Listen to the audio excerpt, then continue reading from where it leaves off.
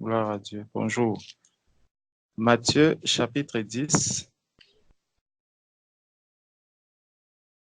Matthieu chapitre 10, verset 22. Matthieu chapitre 10, verset 22. Vous serez haïs de tous à cause de mon nom, mais celui qui persévérera jusqu'à la fin sera sauvé.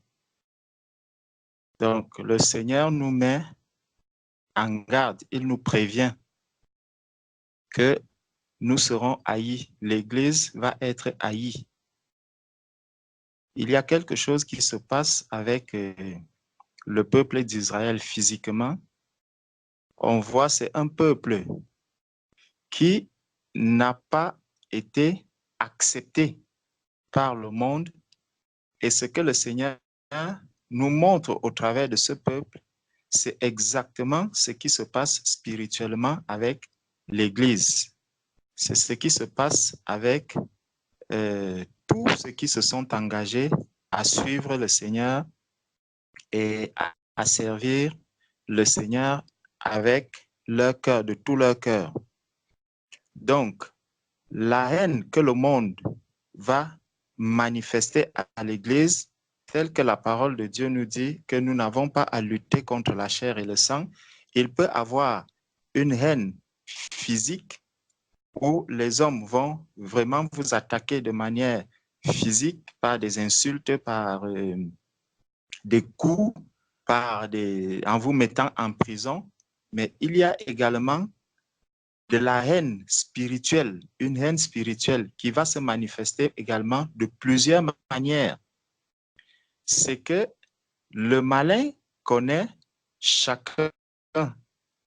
Quand il voit chacun de nous marcher, il connaît les faiblesses des uns et des autres. Il voit à quel niveau est-ce que telle ou telle personne a de la peine à avancer. Et il va utiliser cette faiblesse pour nous faire tomber, pour nous faire chuter. Et quelqu'un va arriver, peut-être avec une bonne intention, avec une sorte d'amour qu'il cherchera à nous manifester. Mais si nous ne sommes pas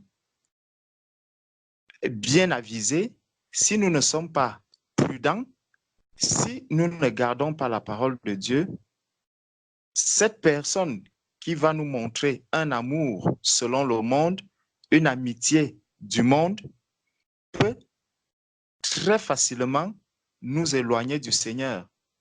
Et ça sera un combat que si nous ne sommes pas vigilants, nous allons sous-estimer la puissance de la personne qui est en face ou l'esprit avec lequel la personne vient auprès de nous.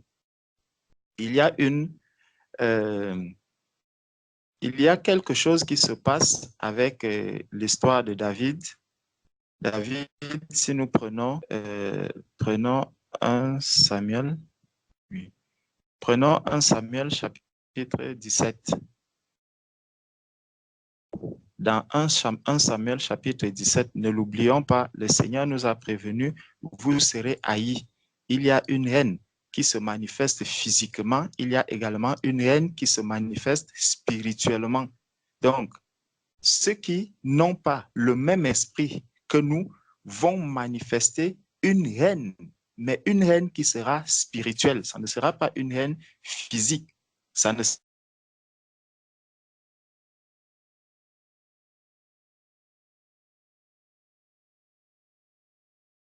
spirituel, l'esprit qui donc dans 1 Samuel chapitre 17 au verset 39, on nous dit David ceignit l'épée de Saül par-dessus ses habits et voulut marcher, car il n'avait pas encore essayé.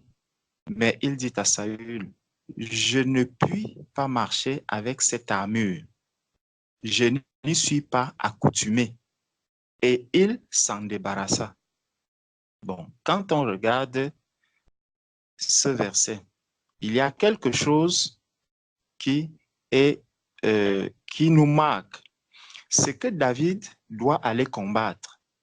Et on lui apporte l'épée de Saül. On lui apporte l'épée de Saül et on le lui donne. On met cette épée-là sur ses habits. Et on nous dit que Saül veut marcher. Mais il veut marcher avec quoi? Il veut marcher avec l'épée de Saül qu'on a mis sur lui. Et David essaye de marcher avec cette épée, mais on nous dit qu'il n'avait pas encore essayé cette épée. Et Saül va dire, mais il dit à Saül, donc David dit à Saül, je ne puis pas marcher avec cette épée, je n'y suis pas accoutumé. Lorsque l'on est de nouveau, le Seigneur nous dit que les choses anciennes sont passées, voici toutes choses sont devenues nouvelles. Les choses anciennes sont passées, toutes choses sont devenues nouvelles. Donc, David ici est un peu l'image d'un enfant de Dieu qui rentre maintenant dans une nouvelle vie, qui ne s'accoutume plus des choses, de la manière dont ceux qui ne s'accoutument plus de la manière dont ceux qui sont dans le monde ou la manière dont je combattais hier. On va m'apporter l'armure du monde, l'armure de Saül que j'utilisais hier et avec laquelle je pouvais marcher. Mais aujourd'hui que je suis devenu un enfant de Dieu, je n'ai plus la capacité de pouvoir marcher avec cette armure. Parce que David, il va le dire plus tard, qu'il combat au nom de l'Éternel. Il combat au nom de l'Éternel. Il va le dire au verset 45. Donc, Saül David, on vient lui donner une armure qui ne correspond pas, qui ne lui va pas, compte tenu de celui au nom de qui il combat. N'oublions pas la haine spirituelle dont on parlait. La manière d'apporter l'armure qui devait être mise sur David, ce n'était pas pour haïr David, ce n'était pas, ça présentait quelque chose de bien, ça paraissait même très bien, ça pouvait permettre à David de gagner même le combat. Mais il se trouve que dans cet amour, il y a quelque chose qui n'est pas qui ne fait pas partir, c'est que cette armure ne fait pas partir de la nature du combat que David, lui, il va aller mener. Donc, on veut l'amener à utiliser une arme pour combattre au nom de l'Éternel, ce qui n'est pas possible. Et ça va empêcher David de marcher et d'avancer. David ne pourra plus avancer parce qu'il a une armure charnelle pour combattre au nom de l'Éternel. Pourtant, c'est par amour que cette armure lui a été accordée. Pourquoi je nous dis cela? Nous voyons souvent que dans la vie, il peut avoir un bien-aimé qui est là, qui se trouve dans une certaine faiblesse, et puis le monde va commencer à lui faire des propositions. On dira, voilà, tu n'as pas d'enfant. Comme tu n'as pas d'enfant, alors sache qu'il y a un médecin qui peut te faire une grossesse in vitro. Le médecin peut te faire, je connais quelqu'un qui peut te faire une grossesse in vitro et ça te permettra d'accoucher. Tu peux même, par exemple, aller prendre les enfants de ton frère ou de ta sœur et Tu changes le nom, tu vas à la mairie, tu changes le nom, et ils deviennent tes enfants. Cela, ça va t'aider et puis tu auras des avantages, tu auras tout. Tout cela est bien beau. C'est bien beau. Ça peut t'aider à soulager, ça va soulager, ça te permettra même, par exemple, d'avoir une allure de quelqu'un qui a la paix. Ça peut même être, par exemple, une femme qui n'est pas mariée et tu vois l'âge qui commence à avancer et puis on te dit, bon, voilà un homme. Cet homme, il vient, il peut même t'aimer. Tu le prends et tu dis, bon, voilà, je vais me marier avec tel, je me mets avec tel. Mais la question, c'est, cet homme qui arrive, ces enfants que tu prends, est-ce que c'est de cette manière que le Seigneur voulait t'amener à avoir la victoire sur la stérilité? Est-ce que c'est de cette manière que le Seigneur voulait t'amener à avoir la victoire sur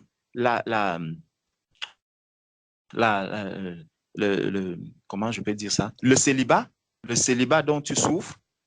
Est-ce que c'est de cette manière que le Seigneur voulait t'amener à gagner ce combat que tu es en train de mener? Voilà pourquoi je parle de la haine spirituelle. C'est qu'on va nous présenter des choses qui peuvent nous amener à croire que nous sommes en train de résoudre un problème que nous avons. C'est des choses qui sont bien parce que tu vas adopter des enfants, tu vas avoir un homme dans ta vie, tu vas avoir un mari, tu vas avoir ceci. Mais est-ce que vraiment cette armure que l'on vient te donner pour mener ce combat, pour gagner, pour avoir cette victoire, pour avoir cette paix, pour pouvoir être, pour te soulager, est-ce que c'est ce que Dieu a prévu? Est-ce que cela qui vient avec de très bonnes intentions, qui vient de manière bien emballée, bien présentée, est-ce que c'est pour t'amener vraiment à gagner le combat au nom de l'Éternel? Parce que quand on voit par la suite au verset 45, David dit aux Philistins, « Tu marches contre moi avec l'épée, la lance et le javelot, et moi je marche contre toi au nom de l'Éternel des armées. » Donc, n'oublions pas que lorsque nous devenons enfants de Dieu, nous commençons à marcher et à combattre au nom de l'Éternel des armées. Et là, nous n'allons plus combattre avec les armes du monde. Si on nous amène les armes du monde, quand je parle des armes du monde, j'ai pris un enfant que je vais faire, où on va me faire une grossesse in vitro, c'est une arme du monde. On peut croire que les armes du monde, ça va seulement être les épées, ça va être le couteau, ça va être le fusil. Non, même cet enfant qu'on vient mettre de manière in vitro, pour moi, ça devient une arme du monde pour combattre la stérilité.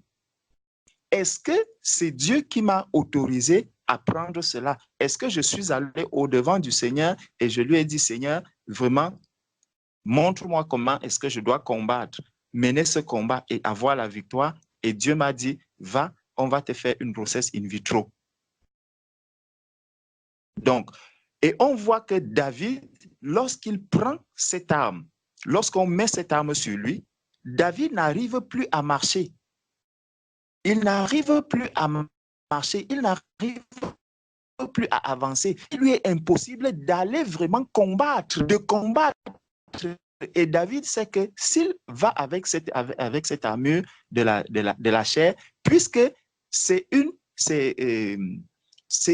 arme déjà même contre lui-même, ça devient une faiblesse par rapport à lui. Donc, il est en train de se combattre lui-même lorsqu'il porte cette armure qu'on lui donne, l'armure de Saül. Il est en train de mener déjà un combat entre lui et lui-même. Donc, il y a l'arme de Saül qui est là sur lui et il y a lui-même. Lui, il se sent faible pour pouvoir utiliser encore l'arme de Saül. Et souvent, comme ça, on avance, on prend du monde qui ne sont pas adaptés au combat que nous sommes en train de mener et on veut les utiliser. Et lorsqu'on commence à les utiliser, il y a encore plus de tristesse, il y a encore plus de pleurs, il y a encore plus on devient encore plus affligé que l'on ne l'était même avant. Et tout ça, pourquoi? Parce qu'on n'a pas attendu, parce qu'on n'est pas resté là pour demander au Seigneur de nous donner vraiment ce qu'il faut, comme mon frère disait, le remède qu'il faut par rapport à la maladie dont je souffre. Le remède qu'il me faut. Si nous prenons dans 2 Chroniques, chapitre 20, 2 Chroniques, chapitre 20, verset 15.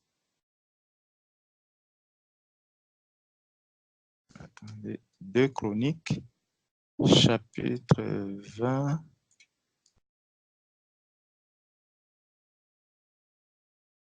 Deux Chroniques, chapitre 20.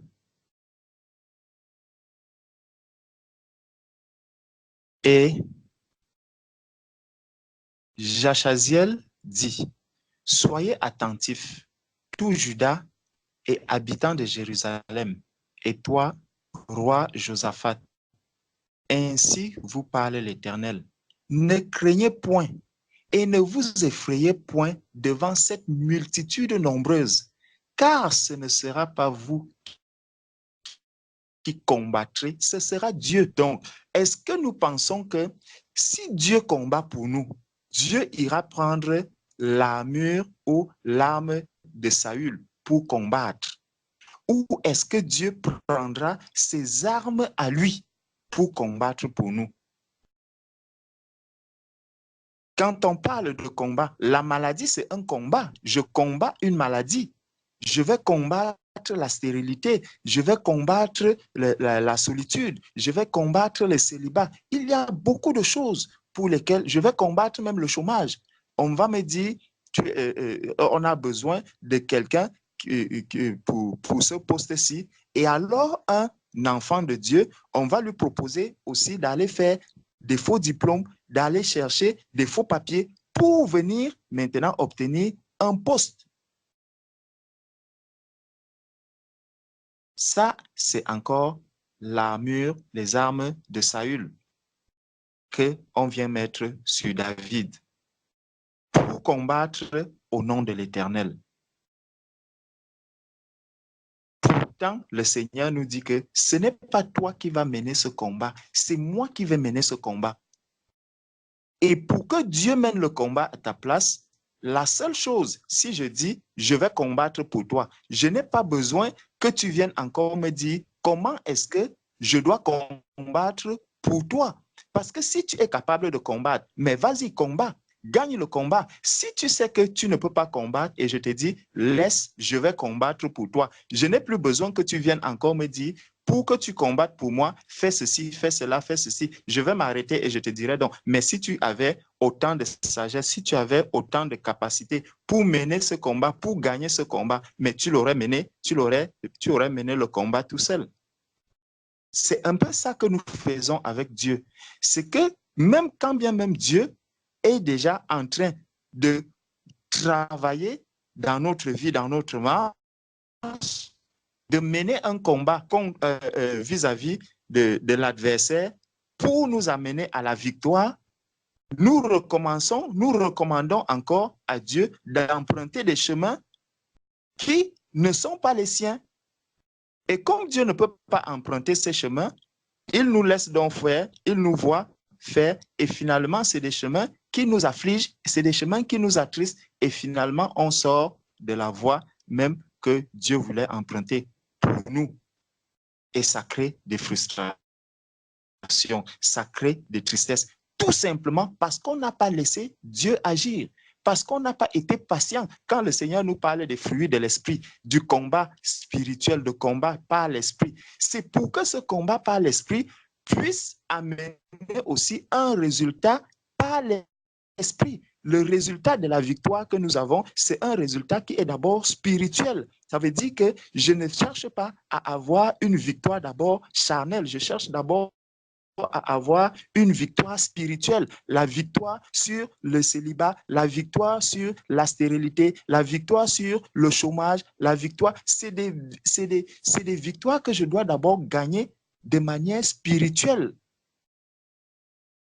De manière spirituelle, quand je deviens un enfant de Dieu, le premier acte qui s'accomplit, c'est que spirituellement, je change.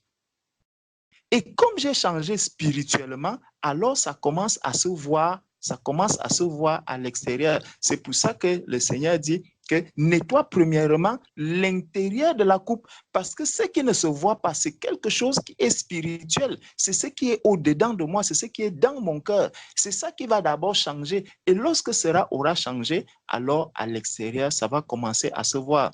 On ne devient pas un enfant de Dieu par les bonnes œuvres, mais les bonnes œuvres viennent témoigner, viennent attester que je suis devenu un enfant de Dieu. Donc, spirituellement, le changement a déjà eu lieu. Spirituellement, je suis passé de la mort à la vie. Spirituellement, je suis passé du monde au royaume des cieux. Donc, après ce changement, donc, je vais commencer à aimer ceux qui me haïssent. Je vais commencer à bénir ceux qui me maudissent. Je vais commencer à faire du bien à ceux qui me font du mal.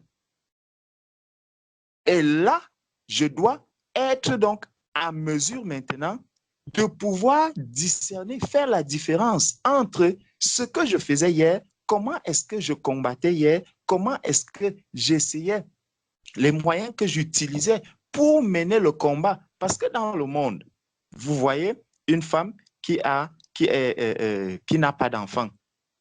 Quand elle est quelque part, pour elle, la première chose, c'est que je vais adopter, je vais mettre l'in vitro, je vais faire ceci, il y a plusieurs manières.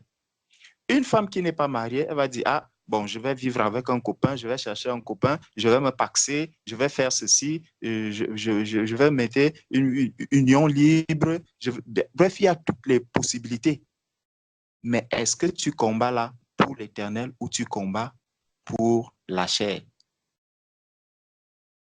Quelle est la place que tu es en train de vouloir prendre maintenant? Donc, lorsque je suis dans le combat, par rapport à tous ces domaines de notre vie, nous devons savoir que ce n'est pas nous qui combattons, c'est Dieu qui combat pour nous. Parce que Dieu nous a fait des promesses. Dieu nous a fait des promesses. Dieu nous a promis beaucoup de choses pour tous les domaines de notre vie. Les enfants, c'est Dieu qui donne les enfants. Pour celles qui n'auront pas d'enfants, le Seigneur leur donne un cœur capable d'aimer les enfants des autres, d'aimer les enfants qui sont tout autour de lui. Déjà, quand tu rentres dans le corps du Christ, tous ces petits-enfants qui sont là deviennent tes enfants. Donc, une femme qui n'a pas d'enfants a dans la chair, elle a dans l'esprit une multitude d'enfants. Une mère a une multitude d'enfants lorsqu'elle est dans l'église. Dès que tu entres dans l'église, tu n'es plus célibataire. Tu as un époux qui est Jésus-Christ. Dès que tu entres dans l'église, tu n'es plus veuf ou veuve. Parce que Dieu est là. C'est pour ça qu'il dit qu'il est le Dieu des veufs, il est le Dieu des veuves, il est le Dieu des orphelins. Donc un orphelin n'est plus orphelin parce qu'il a Jésus-Christ. Une veuve n'est plus veuve parce qu'elle a Jésus-Christ. C'est Jésus qui nous donne tout ce dont nous avons besoin. Jésus, le Seigneur, nous a donné la victoire. Il dit dans 1 Corinthiens 15, verset 57, « Mais grâce soit rendue à Dieu qui nous a donné la victoire par notre Seigneur Jésus-Christ. » Nous avons la victoire par notre Seigneur Jésus-Christ en tout. Si je vis de manière spirituelle, si je reste avec la pensée que je suis un enfant de Dieu, j'ai la victoire en tout par Jésus-Christ. Ce n'est pas par moi-même. Ce n'est pas par les stratégies que je vais adopter. Ce n'est pas par les techniques du monde, les techniques que tout le monde peut utiliser. Lorsque ta vie ne va pas bien, on te dit il faut aller consulter un marabout. Lorsque les choses ne vont pas très bien dans ta vie, tu te dis, bon, là, il faut quand même que j'aille voir un charlatan, que j'aille voir tel, que j'aille faire ceci, que j'aille secouer encore le cocotier, que j'aille faire. Tout ça, c'est les choses, les armes que l'on utilisait lorsque nous étions dans le monde. Lorsqu'on devient enfant de Dieu, il faut abandonner tout cela. Pour combattre pour l'Éternel, ce n'est pas avec les armes de la chair. Toutes ces armes-là, elles nous apportent, il y a une haine spirituelle parce qu'on vient avec des bonnes intentions, mais c'est pour atténuer, c'est pour faire tomber un enfant de Dieu. C'est pour amener un enfant de Dieu à rétrograder. Donc, cet esprit qui vient, il ne vient pas par amour pour l'esprit qui est en toi, mais c'est avec de la haine, c'est avec de la rage que cet esprit vient et qu'il s'approche de toi. C'est pour te faire tomber.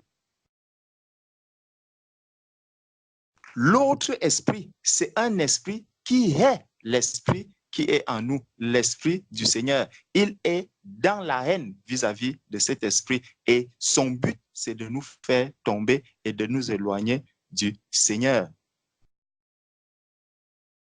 Le Seigneur nous dit dans Romains chapitre 8, verset 37 que « Mais dans toutes ces choses, nous sommes plus que vainqueurs par celui qui nous a aimés. » Donc c'est par amour que Jésus-Christ nous a amenés à la victoire. C'est par amour que nous avons la victoire sur toutes ces choses. Ce n'est pas parce que je suis tellement grand de taille, petit de taille, ou ceci, ou cela. Non. Et Dieu aime tous ses enfants. Aucun enfant de Dieu n'est traité de manière différente qu'un autre. Tel que nous avons des tailles différentes, c'est comme ça aussi que Dieu apporte un remède qui correspond quand vous allez à l'hôpital. Le Doliprane, je prends le Doliprane des enfants. On va vous dire un enfant qui a 15 kilos, on va aussi mesurer le Doliprane pour 15 kilos, on lui donne. Celui qui a 17 kilos, on va mesurer 17 kilos, on lui donne. Celui qui a 10 kilos, on mesure 10 kilos, on lui donne. Donc, la dosette n'est pas la même, mais le médicament est le même. Donc, les épreuves, il y a des épreuves pour tous les enfants de Dieu. Celui qui est marié, il est éprouvé de la même manière que celui qui n'est pas marié. Celui qui n'a pas d'enfant est éprouvé de la même manière que celui qui a des enfants. Celui qui est jeune est éprouvé de la même manière que celui qui est déjà adulte ou vieillard. Parce qu'on est tous des enfants de Dieu. Donc, c'était pour nous encourager. Le Seigneur dit, si Dieu est pour nous, qui sera contre nous? N'utilisons pas les armes du monde pour mener un combat pour l'Éternel. Si nous sommes devenus enfants de Dieu, reconnaissons déjà que notre Dieu est esprit et que nous devons nous laisser conduire par ce Dieu-là. Que le Seigneur nous aide et qu'il nous soutienne dans nos combats. Amen. Amen. Moi, je sais pas. Amen. Amen. Amen. Amen.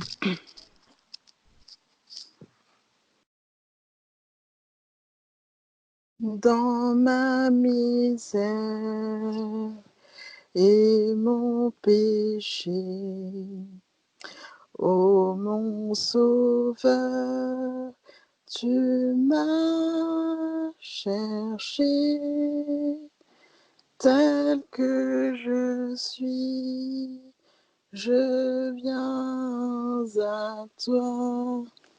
Seigneur, accepte-moi.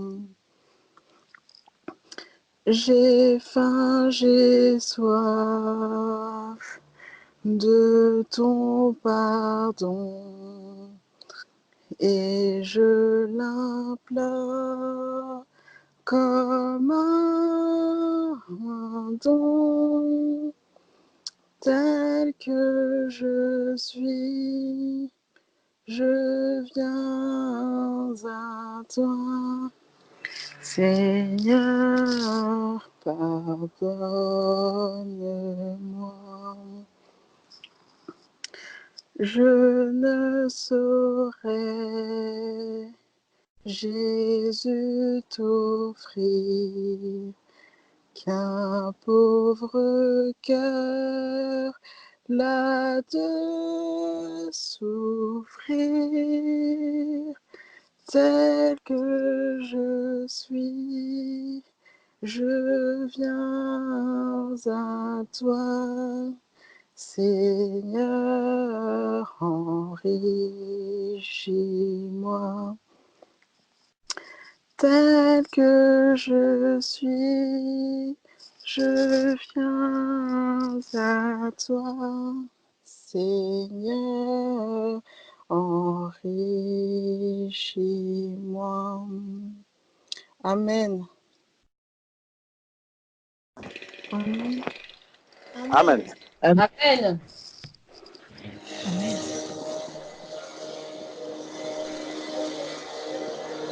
Bonjour bien-aimés, que Dieu vous bénisse abondamment tous.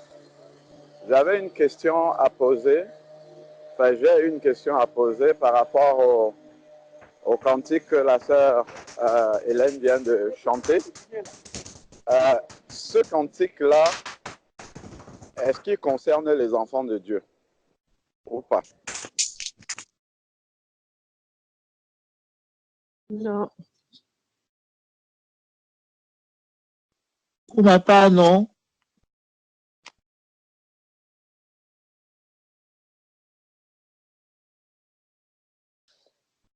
Ça concerne pas. Pour ma part, oui.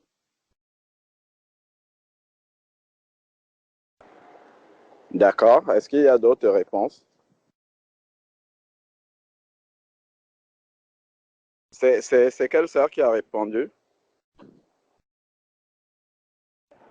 La sœur Francine. D'accord. Et les autres n'ont pas d'avis là-dessus. Je crois qu'on a entendu les paroles du cantique, non? La sœur, elle a chanté en plus lentement. On a bien compris toutes les paroles, enfin, bien entendu toutes les paroles qu'elle a dites.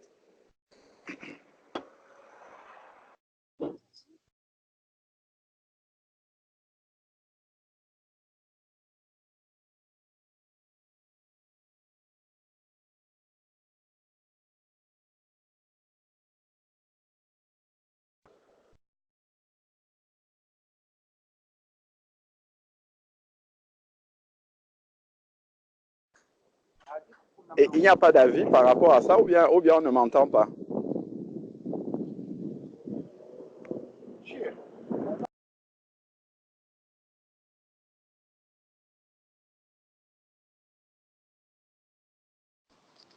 On t'entend, frère. Alors, moi, par rapport à ce cantique-là, quand je l'ai écouté la première fois, je me suis posé la même question. Et puis j'ai réfléchi. Pour moi, oui. Pour moi, je suis d'accord avec la sœur Francine, ça peut nous concerner. Après, peut-être que j'ai tort, je ne sais pas. D'accord, vous êtes sortis des eaux du baptême le même jour, vous êtes jumelles, donc vous pouvez penser la même chose. Mais les autres maintenant.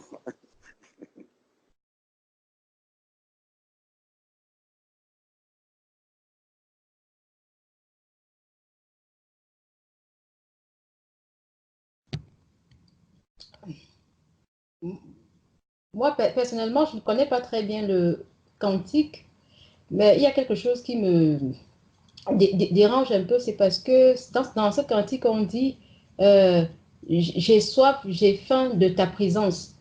Or, je sais que Christ habite en moi, donc c'est ce que moi j'ai saisi. Bon, je ne connais pas très bien je sais pas très bien. Ouais.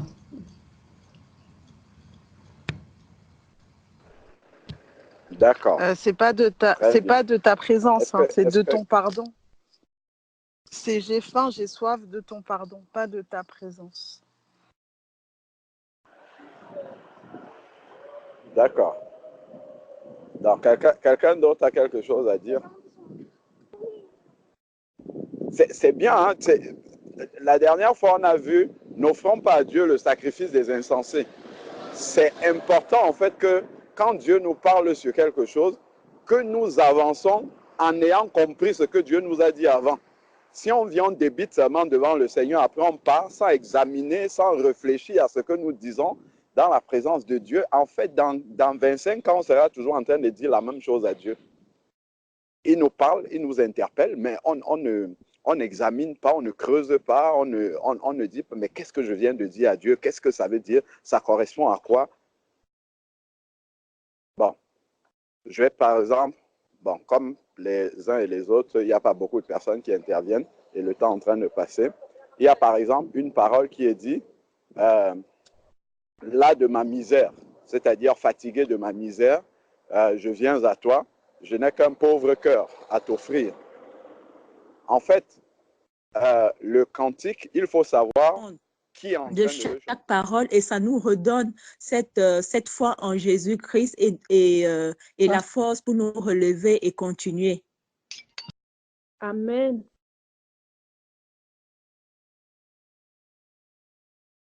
Amen. Donc, c'est la raison pour laquelle je me dis 8, 7, j'ai compris tes explications et vraiment, je les accepte, mais est-ce qu'il n'y a pas, est-ce qu'on ne peut pas aussi, je vais dire, réfléchir autrement par rapport à chaque situation? C'est comme un enfant de Dieu qui est vraiment dans la joie, il ne va aller, il va chanter, chanter, chanter, chanter et rien que des chansons joyeuses. Et quelqu'un qui est triste dans son cœur, ce qui sort aussi de sa bouche, c'est vraiment, allez, la repentance, la recherche de Dieu, c'est pardon, Seigneur, tu es où? Et bon, voilà. Oui, sœur Marie-Lydie, que Dieu te bénisse. C'est vrai, c'est vrai que selon les circonstances dans lesquelles on se trouve, on va chanter d'une certaine façon. Mais quand je deviens un enfant de Dieu, le cœur, par exemple, que Dieu m'a donné, c'est un cœur nouveau. Ce n'est pas un pauvre cœur. Donc, ça dépend vraiment. Je peux me repentir, mais je ne vais pas appeler mon cœur pauvre. C'est-à-dire que je vais reconnaître, comment dire, je vais reconnaître devant Dieu mon manquement en disant à Dieu de m'aider à sortir de là, mais je ne vais pas, comment dire, je ne vais pas remettre en question les choses que Dieu a déjà accomplies pour moi. Je vais simplement me dire, demander au Seigneur de m'aider à marcher dans la victoire par rapport à ce qu'il a déjà accompli pour moi. Par exemple, le cœur, un pauvre cœur, c'est quelqu'un qui n'est pas converti. C'est-à-dire que je ne peux pas confesser de ma bouche que je ne suis pas converti. Donc, ce n'est pas toutes les paroles qui sont à jeter. Hein. C'est vraiment d'examiner, mais tout n'est pas à tout ce qu'il y avait dans ce cantique-là ne sont pas pour un enfant de Dieu. Il faut vraiment examiner point par point. Ce n'est pas parce qu'un enfant de Dieu est tombé que son cœur a changé, que son cœur est devenu le cœur d'un païen. Tu vois, c'est pas immédiatement comme ça que ça se passe. Tu vois, après maintenant, quelqu'un qui a vraiment rétrogradé, qui est sorti de la foi, donc qui n'est plus un enfant de Dieu et qui revient à Christ comme l'enfant prodigue, c'est différent. C'est pas comme quelqu'un qui, voilà, qui a trébuché et puis qui se relève pour repartir. Tu vois, c'est juste dans la mesure des paroles que nous prononçons devant le Seigneur. Il faut savoir, voilà, quoi, doser et puis savoir où est le problème, ce que je demande à Dieu, la force que je demande à Dieu, mais pas tout remettre en question. Tu vois, c'est juste à ce niveau-là. OK. Amen. Amen. Gloire à Dieu.